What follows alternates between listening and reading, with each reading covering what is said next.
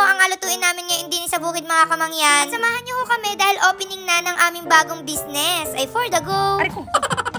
Grabe mga kamangyan, parang masabog na talaga yung puso ko dahil sari-sari na yung nararamdaman na rin. Masaya, na excited, na inakabahan. Grabe, parang naiiyak na ako din eh. Bukas na ho kasi yung opening ng bago namin business mga kamangyan. Naks naman. Bago nga niyo kami pumunta doon sa istasyon at intindihin ang mga dapat intindihin. Kako ay magaluto na muna kami doon sa kubo. Doon na lang muna kami mananghalian para kahit papaano baga ay na namin mapag-usapan kung ano yung preparasyon na kailangan namin gawin. Siyempre, first time lang namin mga kamangyan, hindi pa talaga namin alam kung ano yung mga dapat gawin, ano yung mga dapat unahin, ano yung mga dapat ihanda. Grabe, ganito ba talaga? Feeling ko naghahanda na ako para sa kasal. Hala, napaka-advance. So ayan, bali pumunta muna kami din sa palengke mga kamangyan para nga niho bumili ng mga kailanganin namin. Gawa na siyempre, wala na kami mga sangkap-sangkap doon. Sabi ko nga niho, ang ulamin namin ngayon ay kinamatisang bangus. O diga, bagong-bago. Gawa ng kapag kinamatisan, ang madalas talaga namin gamit doon ay karning manok o kaya naman ay karning baboy. Pero ngayon, ang gagamitin natin bangus. Sabi ko kasi nila ay masarap daw yung kinamatisang bangus. O siyempre, atry natin kung tunay na masarap. Pag hindi, makukurot ko kayo. Hala, bakit naman mangungurot? Kaya nga niho namin mamili mga kamangyan ay nagpunta na agad ako din sa bahay kubo para siyempre ho mahugasan na arehong mga bangus. Iba ho din pinaboneless ko na gawa ng alutuin na rin ni natatay. Ibang luto ho yung agawin nila parang bistik ata. Tapos ho yung iba pa namin binili ay pinagayat-gayat na lang ho namin para ho doon sa kinamatisang bangus. Medyo marami-rami nga niyo rin binili namin bangus mga kamangyan. Feeling ko malapit na naming maubos yung laman ng dagat. Hala na maka-uwi. Hindi, bali nasa 6 na kilo nga niyo pala rin binili namin mga kamangyan at 200 pesos ho ang 1 kilo. Wala niyo rin pala ang bangus 1 to na agad. Grabe, wala na talagang murang bilihin sa panahon ngayon. Inaisip ko nga niyo, paano pa sa susunod kapag may mga anak na kami sobrang mahal na ng gatas, ng diaper. Talagang mamumulubi ka na ng bonggang-bongga. So ayun, habang nagalinis nga niyo ako ng bangus din ni mga kamangyan, alam niyo ga, si nanay at saka si tatay yun, sobrang excited sa amin. Lagi ho kasi nilang inasabi sa amin mga kamangyan na maigi yung may business ka, ganyan. Tama din naman ho mga kamangyan, gawa ng syempre sa social media, hindi naman ho stable. Sobrang nakakakaba sa social media kasi syempre hindi mo alam kung hanggang kailan ka diyan. Maganda na yung prepared ka at yung pera mo ay napupunta doon sa maayos, yung napapaikot mo, ganyan. Hindi yung puro napupunta lang sa mga dead investment. Yun din naman ho yung natutunan ko mga kamangyan na dapat hanggat bata ka pa, kung meron ka talagang pera diyan, i-invest mo na muna ng i-invest para pagdating ng araw,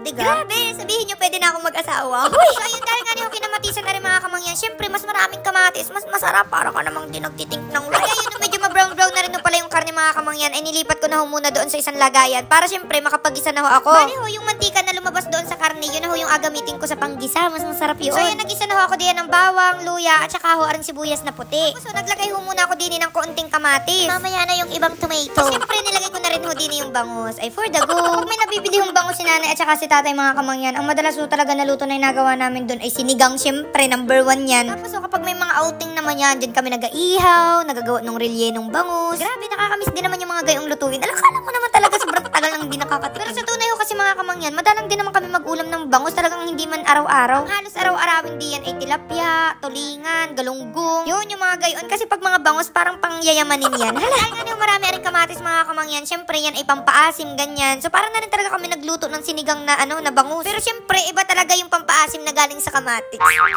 Kamatis. Nagsimula na rin pala si Tatay Dini na magayat-gayat nga niyo na rin bangus na agamitin ho doon sa bistik. Gawa ng digaw dati mga kamangyan, nagluto kami ng bistik na bangus. Ay nagustuhan ho nila. Ayun nung natutunan ho nila na lutuin yung gayon ay nagapresenta-presenta na magaluto daw sila ng bangus na bistik. Aba grabe naman yun. Tunay din naman kasi mga kamangyan ay masarap ho yun. Talagang yung bangus na galasa siyang karne. O diga, grabe, may magic. Nilagyan na rin pala ni tatay ng mga pampalasayaan, gawa ng ababad pa yan dyan para syempre mas kumapit yung lasa, mas manunuot. O manunuot. After ilang minutes sa mga kamangyan ay grabe, tingnan nyo naman, parang feeling ko kulang pa yung kamatis.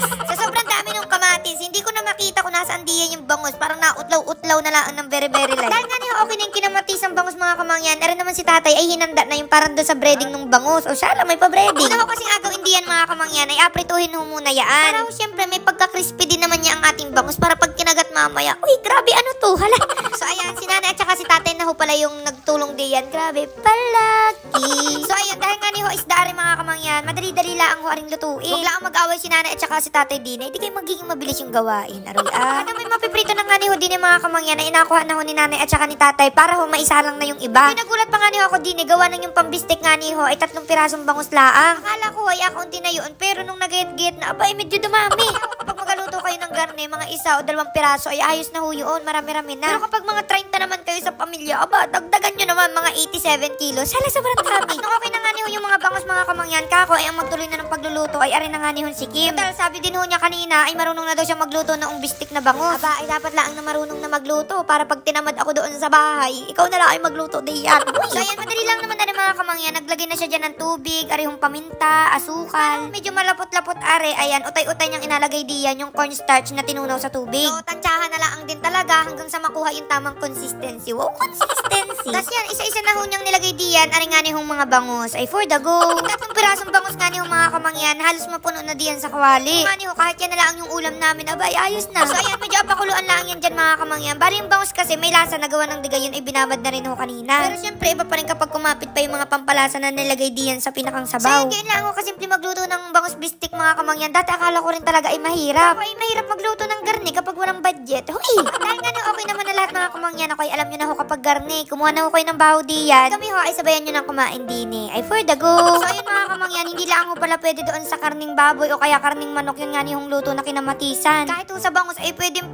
Gawa nang nagustuhan ko rin ho talaga yung lasa. Kahit nga niyo yung mga kasamahan ko dito nagustuhan din. So, grabe, nakakatawa naman kayo. Bukas magpakasal na agad ako. Uy, grabe, napaka-advance. Basta kapag magaluto kayo ng garne mga kamangyan, damihan ninyo yung kamatis kasi kinamatisan nga. Para mas malasahan ninyo yung asim. Basta para kayo nakain ng sinigang na kakaiba. Ay for the go. So, ayun na nga niyo mga kamangyan. Syempre, yung ilan ho sa inyo ay alam na ho kung ano nga niyo yung business na inatukoy ko. At yun nga niyo ay Aring Jetty Gasoline Station. So, di niyo aray sa Papandayan, Pinamalayan, di niyo sa amin sa Oriental Mindoro. At kung alam nyo lang ho mga kamangyan, sobrang matagal ko na talagang inapangarap na magkaroon nga niyo ng gasoline station. Kaso nga nila ako, syempre parang imposible naman yun. Pero si Lord na talaga yung nagawa ng way. Huy! Dahil nga niyo bukas na yung opening mga kamangyan, ay di nagtulong-tulong na ho kami na mag-intindi ho din eh. Simple lang ho yung opening na agawin namin mga kamangyan, kaya hindi na kami nagkuha pa ng mga organizer, ganyan. Talagang kami na lang, tas nanghingi kami ng advice sa mga taga-Jetty mismo. Kasi syempre, sila na yung expert sa gayon. Wala rin nga niyo pala yung mga angels namin mga kamangyan, lahat sila sobrang sisipag, sobrang babait. Halos lahat nga niyo sila diyan ay may experience na sa gasoline station, kaya hindi na rin kami sobrang nahirapan sa kanila. Tapos ayan, tinrain sila ni Sir Raymond, ayan, lumuwas pa talaga yan para laang i-train sila. Grabe, sobrang thank you po sa inyo. Kung mapapansin nyo rin ho mga kamangyan, andini si Julina and sobrang thankful din namin sa kanya. Kasi kami syempre busy-busy. Siya yung pinaka-maaasahan namin diyan kapag may kailangan. And ayun, hindi naman talaga kami nagkamali at sobrang maaasahan sa ganyang bagay yan. Sobrang thankful ko rin sa family ko mga kamangyan. Gawa ng lahat talaga andini kasama sa preparasyon. Malaking tulong ho kasi hindi na namin kailangan pang umupa pa sa iba. Kasi andyan yung mga kalalakihan namin, si tatay, si kuya, so pwede silang magbuhat-buhat diyan. So ayan, inabot na talaga kami ng gabi diyan sa pagpiprepare. Kinabukasan nga niyo mga kamangyan, ayan, nagulat nga niyo ako gawa ng pagdating palaang namin din eh. Ang dami ng tao, grabe naman kayo. Nagbuka na itong meet and greet. Hala, bali ako na nga niyo palang mangyayari mga kamangyan ay motorcade. So magaparade-parade muna kami diyan, gahagis-hagis ng candy. Grabe, akala mo matakbong mayor. Ang kasama ko rin pala sa taas diyan mga kamangyan, syempre yung partner ko, si Julio, sino pa ba? Hala, sa tunay din mga kamangyan, hindi din talaga ako makakapag-operate ng isang gasoline station kung wala ho talaga yan si Julius. Ay, grabe naman, nakiligin yan. Sobrang thankful ko ho talaga sa kanya mga kamangyan kasi syempre siya yung taga-attend ng mga meeting, may kailangan kausapin na tao, kung may kailangan bilhin, kung may kailangan intindihin ng mga papel. Tapos madalas may mga bagay na hindi talaga ako naiintindihan at buti na lang ang nandun siya, so siya yung nagapaintindi sa akin. Grabe, pasensya na kayo. Kung sa tunay din mga kamangyan, alam nyo naman sobrang dami ko talagang inapagkaabalahan sa buhay. At hindi talaga ako 101% makakapag-focus kaya buti na lang ang nandyan siya, nandyan yung family ko. So kapag kailangan ko ng tulong, anytime nandyan sila. At alam nyo gaho mga kamangyan, kitang-kita dyan ni Julius na nagapigil na talaga ako ng iyak. Yung luha ko gustong-gusto ng bumagsak. Kasi nga hindi talaga ako makapaniwala sa mga nangyayari. Kasi parang kailan lang na ina-manifest namin, nasabi namin na sana balang araw magkaroon tayo ng gasoline station, ng business. Tapos isang umaga pagising namin, ito na, nandito na kami. Tapos grabe yung support ng mga tao, hindi lang yung mga taga-dini mismo sa barangay. Talaga iba't ibang barangay, iba't ibang bayan. Grabe yung effort nila. Kaya sobrang natatouch talaga ako kasi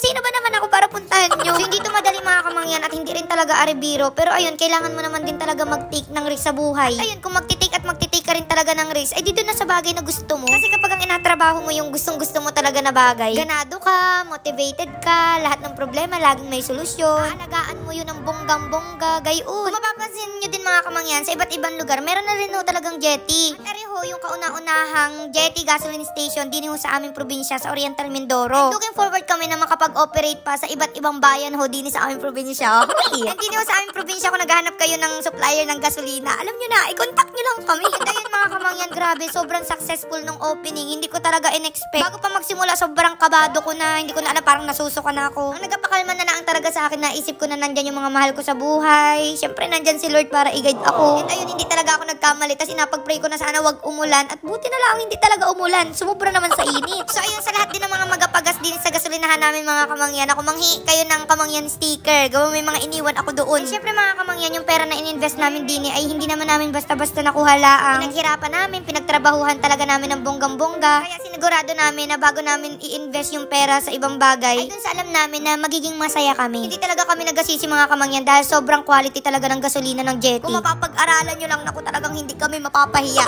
So ayun mga kamangyan, gusto ko lang sabihin na kapag may mga gusto kayo sa buhay, i-manifest nyo lang ng i-manifest. Huwag kayong makipagkompetensya sa ibang tao. Mag-focus kayo sa sarili ninyo, sa goal ninyo. At mamalay na lang kayo isang araw nandun na kayo sa pangarap ninyo. Tunay nga yun, ano ga?